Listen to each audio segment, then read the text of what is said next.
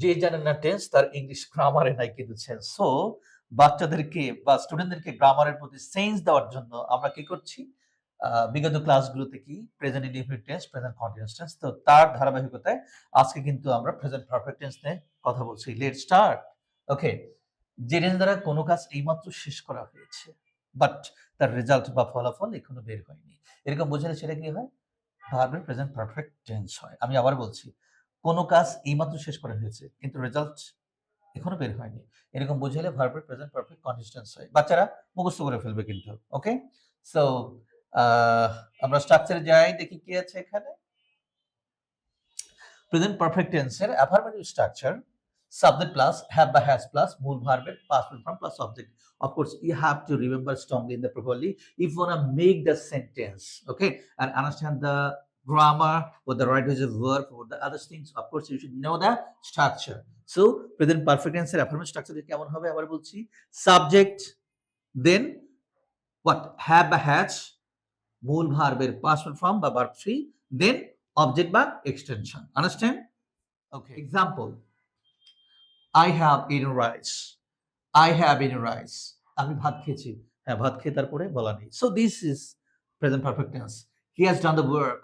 He has done the work. সে কাজটি করেছে, right? Okay, we have enjoyed the train journey. We have enjoyed the train journey. আমরা train ভ্রমণ করেছি।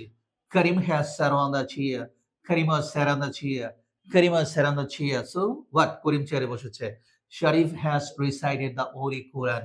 Sharif has recited the Holy Quran.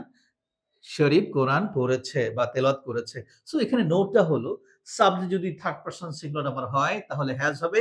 এছাড়া I, we, you দিয়ে এগুলো থাকলে বা প্লুরাল সাব থাকলে হ্যাভ হবে কিন্তু। Don't forget it. আমি, তুমি, তোমরা ছাড়া ভাবে আছে যারা থার্ড পারসন তারা। আর সাবজেক্ট যদি থার্ড পারসন সিঙ্গুলার হয় তাহলে কি প্রেজেন্ট পারফেক্ট টেন্সে সাহায্যের ভার্বটা কি হবে? হ্যাজ। এছাড়া দুনিয়ার যত সাবজেক্ট আছে সব জায়গায় এক পদে কি? Have. I think you have understood. Okay, present perfect টেন্সের নেগেটিভ সেন্টেন্সের গঠন প্রণালী। Got it? Subject plus have not বা has not plus verb 3 object বা extension, বা আমরা এভাবে বলতে পারি subject plus haven't বা hasn't plus verb 3 object বা extension. Got it? মুখস্থ করতে হবে যদি সেন্টেন্স বিল্ড আপ করা যায় এবং গ্রামার পড়তে হয়। ওকে, example: I haven't or I have not eaten rice. আমি ভাত খাইনি। Dear viewers, past indefinite tense এর নেগেটিভ আর প্রেজেন্ট পারফেক্ট টেন্স এর নেগেটিভের যে বাংলা অর্থ, রাইট, একই ধরনের দিয়ে থাকে, রাইট? পাস্ট টেন্সের কথা হলো সেটা অতীতকালে, আর পারফেক্ট টেন্সের কথা হলো যে জাস্ট নিয়ার ফিউচার বা নিয়ার পাস্ট। ওকে, আমি যাইনি, আমি খাইনি, right? This a matter. Okay, what, I haven't or I have not eaten rice. আমি ভাত খাইনি। Okay, so what, he hasn't or he has not done the work. সে কাজটি করেনি। Okay, Sabrina hasn't read political science. Sabrina রাষ্ট্রবিজ্ঞান পড়েনি।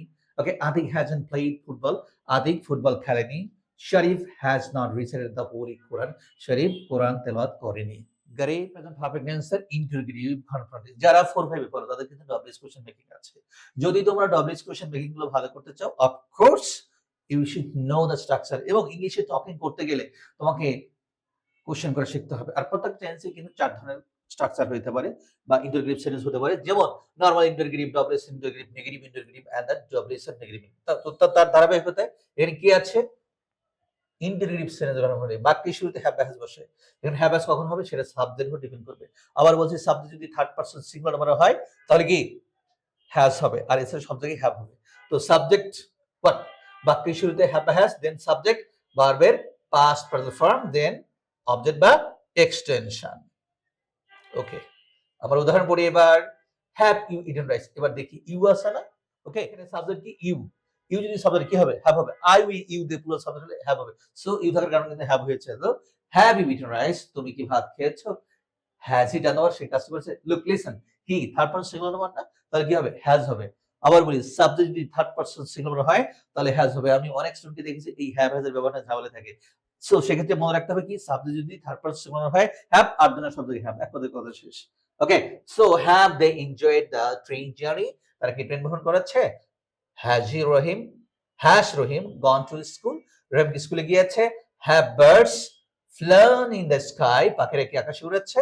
Has Rafi swam in the pond, Rafi কি পুকুরে সাঁতার কেটেছে? ওকে, ডবলিস কোশ্চেন, নর্মাল ইন্টারোগেটিভের আগে যদি আমরা ডবলিস ওয়ার্ড ইউজ করি সেটাই কিন্তু কি হয়ে যায়, ডবলিস ওয়ার্ড কোশ্চেন হয়ে যায়। ওকে, সো আমরা কি বলেছিলাম যে হ্যাভ বা হ্যাজ প্লাস সাবজেক্ট মূল ভার্বের past form object extension, just এই স্ট্রাকচার আগে আমরা যদি ডবলিস ওয়ার্ড বসাই তাহলে কি হয়ে যাবে, সেটা ডবলিস ওয়ার্ড ইন্টারোগেটিভ। সো বাক্যের শুরুতে কি হবে, ডবলিস ওয়ার্ড দেন হ্যাভ বা হ্যাজ প্লাস সাবজেক্ট ভার্বের পাস্ট ফর্ম অবজেক্ট বা এক্সটেনশন। এক্সাম্পল কি হতে পারে, ভুল আছে এখানে, হ্যাঁ, when have you eaten, তুমি কখন খেয়েছো, when, এই when এর পরে কি হবে, অক্সিলারি ভার্ব হবে, একটা have হবে কারণ you টা subject. when have you eaten, তুমি কখন খেয়েছো। ওকে, why has he done the work, সে কেন কাজটি করেছে। how have you gone, তুমি কিভাবে গিয়েছো। when have they come, তারা কিভাবে এসেছে বা কখন এসেছে। Okay, present perfect tense negative interrogative এর verb negative interrogative, that's mean haven't বা hasn't plus subject plus verb three object বা extension plus question mark. So what, haven't বা হ্যাজেন প্লাস সাবজেক্ট ভার্বের পাস্ট ফর্ম অবজেক্ট এক্সটেনশন। খেয়াল করতে হবে subject যদি third person plural হয় hasn't, আর সাবজেক্ট যদি আই ইউ দিয়ে প্লুরাল হয় তাহলে কি হবে, হ্যাভেন্ট হবে। That's good. Example, haven't you eaten rice, তুমি কি ভাত খেয়েছো। ওকে, hasn't she বা she done the work, সে কি কাজটি করেছে। haven't they enjoyed the train journey, তারা কি ট্রেন ভ্রমণ করেছে। hasn't Rahim gone to school, রহিম কি স্কুলে গিয়েছে। haven't birds flown in the sky, পাখিরা কি আকাশে ওড়েনি। আমি আবার বলছি, haven't you eaten rice, তুমি কি খাওনি। hasn't he বা she done the work, সে কি কাজটি করেনি। ওকে, haven't they enjoyed the train journey, তারা কি ট্রেন ভ্রমণ করেনি। hasn't Rahim gone to school, রহিম কি স্কুলে যায়নি। haven't birds flown in the sky, পাখিরা কি আকাশে উড়েনি। hasn't Rafi swum in the pond, Rafi কি পুকুরে সাঁতার কাটেনি।